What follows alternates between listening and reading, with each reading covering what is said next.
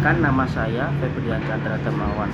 Saya mahasiswa hukum dari Universitas Islam Batik Surakarta dengan NIM 2022010058 semester 3. Hukum perikatan adalah suatu hubungan hukum antara dua orang atau dua pihak, berdasarkan mana pihak yang berkewajiban untuk memenuhi tuntutan itu. Sedangkan perjanjian adalah suatu peristiwa di mana seorang berjanji kepada orang lain atau di mana dua orang itu saling berjanji untuk melaksanakan suatu hal. Menurut ilmu pengetahuan hukum perdata, perikatan dapat dibedakan menjadi beberapa macam, yaitu menurut isi dari prestasinya. Perikatan positif dan negatif. Perikatan positif adalah perikatan yang prestasinya berupa perbuatan positif yang memberi sesuatu atau berbuat sesuatu. Sedangkan perikatan negatif adalah perikatan yang prestasinya berupa perbuatan yang negatif, yaitu tidak berbuat sesuatu.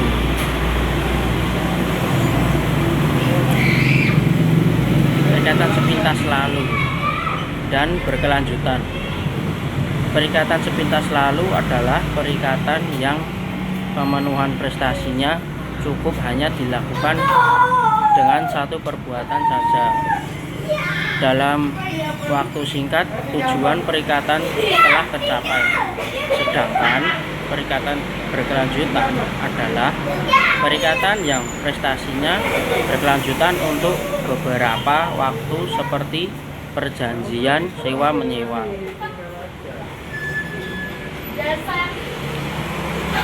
Perikatan alternatif, yaitu perikatan di mana debitur dibebaskan untuk memenuhi satu dari beberapa prestasi yang disebutkan dalam perjanjian tersebut. Perikatan fakultatif, yaitu perikatan yang hanya mempunyai satu objek prestasi. Debitur mempunyai hak untuk mengganti dengan prestasi lain apabila prestasi semula tidak mungkin untuk dilakukan, seperti penyerahan beras diganti dengan penyerahan sejumlah uang.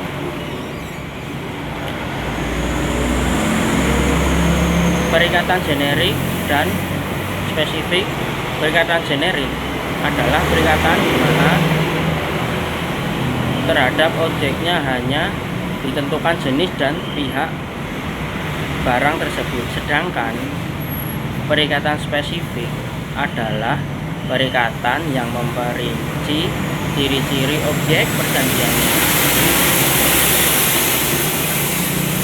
Perikatan yang dapat dibagi dan tidak dapat dibagi. Perikatan yang dapat dibagi adalah perikatan yang prestasinya dapat dibagi tanpa mengurangi hakikat dari prestasi itu, seperti penyerahan beras. Sedangkan perikatan yang tidak dapat dibagi adalah kebalikannya. Menurut subjeknya, perikatan tanggung. Menanggung yaitu perikatan di mana debitur atau krediturnya terdiri dari beberapa orang.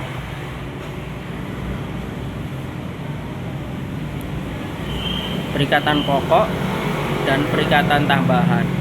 Perikatan pokok adalah perikatan antara debitur dan kreditur yang berdiri sendiri tanpa bergantung pada perikatan yang lain, seperti perjanjian peminjaman uang. Sedangkan perikatan tambahan adalah perikatan yang tidak berdiri sendiri tapi bergantung pada perikatan pokok tadi, seperti perjanjian hak, tanggungan, atau asuransi. Menurut masa berlaku dan berakhirnya.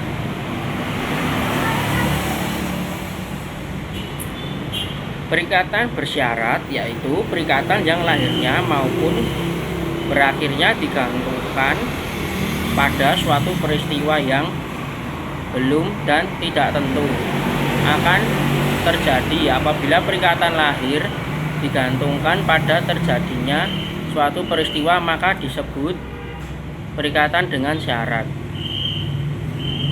tangguh. Sedangkan perikatan yang berakhirnya digantungkan pada peristiwa itu tersebut perikatan dengan syarat batal. Perikatan dengan ketetapan waktu yaitu perikatan dengan ketetapan waktu, yaitu perikatan yang pelaksanaannya ditanggungkan sampai pada waktu yang ditentukan, namun pasti terjadi, seperti perjanjian asuransi kematian.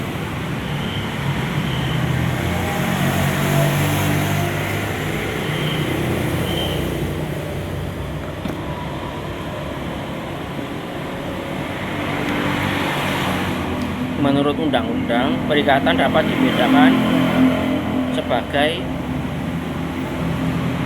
berikut. Satu, perikatan bersyarat.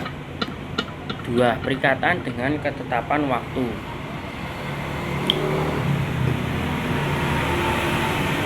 3. Perikatan manasuka atau bisa disebut juga dengan alternatif. 4. Perikatan tanggung-menanggung. 5. Perikatan yang dapat dibagi dan tidak dapat dibagi. Nah, contohnya dari kelima tersebut sudah dijelaskan di atas tadi ya. 1. Dan ada lagi asas ya dari hukum perikatan perjanjian. Asas kebebasan berkontrak. Asas kebebasan berkontrak diatur dalam pasal 1338 KUH Perdata yang menyatakan bahwa segala sesuatu perjanjian yang telah dibuat sah bagi para pihak yang membuatnya dan berlaku sebagai undang-undang bagi mereka yang membuatnya.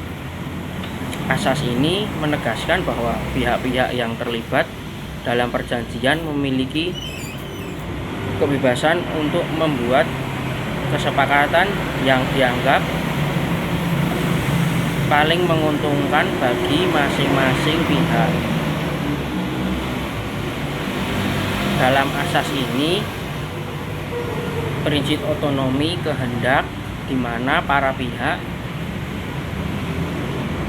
memiliki hak dan wewenang untuk menentukan syarat-syarat perjanjian sesuai dengan keinginan mereka, selama tidak bertentangan dengan hukum yang berlaku dan prinsip-prinsip keadilan, itu akan dianggap sah-sah saja. Adanya asas kebebasan berkontrak ini, para pihak dapat menegosiasikan hak dan kewajiban mereka secara bebas dan adil, sekaligus mendorong terjadinya ikatan hukum yang kuat. Namun, perlu diingat bahwa kebebasan ini tidak boleh digunakan untuk tujuan yang melanggar undang-undang, contohnya ya, mengakibatkan kerugian bagi pihak lain atau bertentangan dengan ketertiban umum dan keasusilaan. 2. Asas Pacta Sunt Servanda. Asas Pacta Sunt Servanda berarti bahwa perjanjian yang dibuat secara sah berlaku sebagai undang-undang dan para pihak diwajibkan untuk menghormati perjanjian tersebut, melaksanakannya secara sungguh-sungguh. Asas ini menegaskan pentingnya menjunjung tinggi integritas perjanjian dan menjalankan komitmen yang telah disepakati oleh para pihak. Di sini saya akan memberikan contoh kasus hukum perjanjian dan perikatan. Ya, contoh kasusnya yaitu jual beli rumah yang hasil penjualan tersebut untuk dibagikan kepada anak-anak sebagai warisan malah berujung masalah. dengan uang sebesar 4,4 miliar. Hasil penjualan yang diharapkan ternyata tak pernah diterima. Kini kasus tersebut diperiksa pada Pengadilan Negeri Bantul dengan nomor aduan perkara 52 Perdata garing 2022 garing Pengadilan Negeri Bantul. Dalam gugatan pembatalan perjanjian, permasalahan ini bermula saat pasangan suami istri Sudarusman dan Siti Iriani, warga Mantri Jeron, Yogyakarta, sepakat menjual tanahnya yang berada di kawasan Tirto Nirmolo, Kasihan, Bantul kepada T pada akhir 2019 lalu.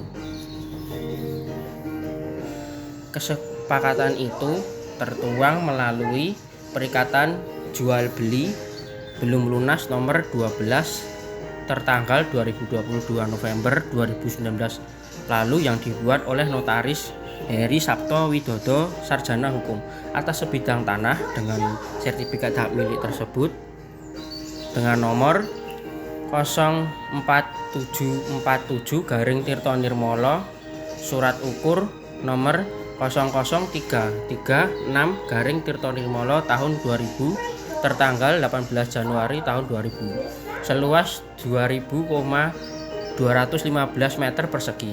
Kuasa hukum keluarga Sudarusman, Thomas Nur Anak Edi Dharma, mengatakan dalam kesepakatan jual beli kedua pihak sepakat dengan harga 2 juta per meter. Jika ditotal, maka jual beli tanah tersebut senilai 4,430 miliar. Dalam kesepakatan, uang yang dibayarkan sebanyak 3 kali, yakni 430 juta sebagai DP dan sisanya sebanyak 4 miliar akan dibayarkan tertanggal 22 Mei 2020 dan 22 November 2020. Kata kuasa hukum dari Jogja Reincarnation Justisia, Thomas mengatakan kliennya merasa dirugikan karena pihak pembeli tidak membayar sesuai dengan kesepakatan pada pertengahan 2020. Pihak pembeli tiba-tiba meminta kemunduran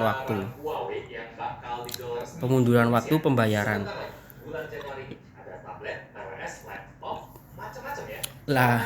Beralasan perlu ada akses jalan untuk rumah kafling yang akan dibangun, sehingga patok batas tanah harus digeser dan berakibat kurangnya besaran luas tanah milik Sudarusman. Atas permintaan itu, Sudarusman menyanggupi dengan melakukan pengurusan pada kantor desa Tirto Nirmolo dan selesai dengan surat keterangan nomor 24 garing PM garing TN garing 2020 oleh Desa Tirto Nirmolo. Setelah selesai, Sudarusman menanyakan lagi terkait realisasi pembayaran, namun pembeli meminta toleransi waktu. Oleh klien kami dikabulkan melalui perjanjian perubahan pada tanggal 22 April tahun 2020 dengan Notaris Heri Sabto Widodo, Sarjana Hukum, sehingga jadwal pembayaran berubah menjadi tanggal 22 September 2020. Pada tanggal 22 September 2020, Sudarusman kembali menanyakan realisasi pembayaran, namun lagi-lagi pembeli mempermasalahkan surat persetujuan penetapan batas-batas perubahan luas belum dikeluarkan. Sudarusman kembali menuruti permintaan itu dengan melakukan pengurusan surat-surat persetujuan penetapan batas-batas perubahan luas tersebut dan berhasil dikeluarkan serta ditandatangani oleh Ketua RT, Kepala Dusun, dan Kelurahan. Setelah menyelesaikan itu, Sudarusman kembali menanyakan realisasi pembayaran, namun T kembali beralasan terdapat warga tetangga yang belum setuju terdapat perubahan luas. Hal itu dikabulkan oleh Sudarusman melalui pernyataan tertulis tertanggal pada tanggal 17 September 2021 oleh warga atau tetangga yang dipermasalahkan T. Namun, Apa yang diharapkan Sudarusman? Menerima haknya berupa pembayaran atas tanah yang dijualnya kepada T. sirna seketika saat diketahui tanah itu telah penuh dan dipadati bangunan rumah yang diduga dibangun oleh T. Padahal menurut perikatan jual beli belum lunas nomor 12 tertanggal 22 November tahun 2019, secara tegas T dilarang membangun bangunan di atas tanah tersebut sebelum membayarnya dilunasi, hingga Sudarusman meninggal dunia pada 4 Maret 2022 lalu. Ia dan keluarganya belum mendapatkan realisasi pembayaran pelunasan dari T. Saat ini kami upayakan untuk membatalkan perjanjian antara klien kami dengan T dikarenakan ia telah melakukan prestasi berdasarkan pasal 1266 KUH Perdata, yang artinya akan diimplikasi ketika perjanjian dibatalkan akan membawa keadaan seperti kala sebelum diadakan perjanjian.